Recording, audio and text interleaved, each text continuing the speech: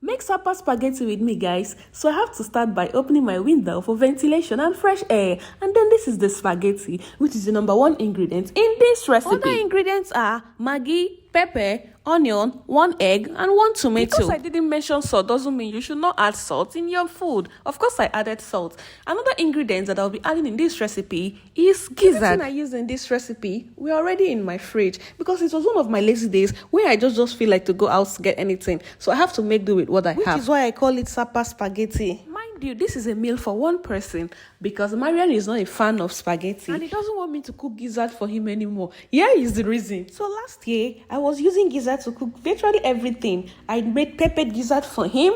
I used gizzard to cook soup. I used gizzard to make stew. In the beginning, he loved it and he was eating everything I gave him that had gizzard inside. Before you know it, Oga got tired of eating gizzard because I was beginning to abuse it. I was giving him every time. And then he said, I don't want to see gizzard in this house again for 1 year.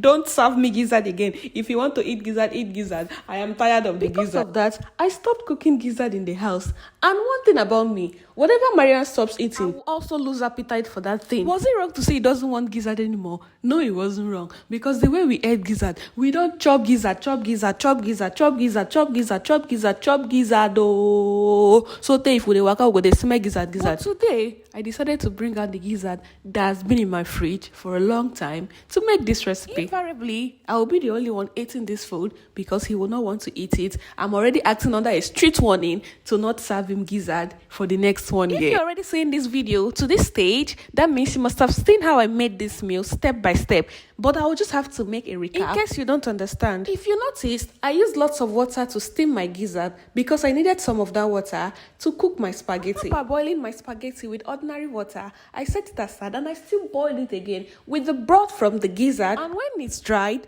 you just set it aside, set the spaghetti aside, and you start with your frying. I started with frying my gizzard until it was golden brown. Then I switched to frying my egg. And you have to make sure the eggs are in cubes because you don't want a scattered egg. Set the egg aside and introduce your tomatoes and your onions into the pan. Stir fry everything until it is well combined. Add the already fried egg and your already fried gizzard and continue to stir fry. And lastly, you introduce your major ingredient, which is the spaghetti, into the stir fry pan. Why am I even talking like somebody who is hungry?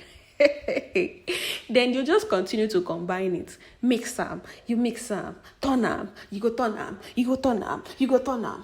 And when you turn it and see that everything is properly incorporated, the food is ready.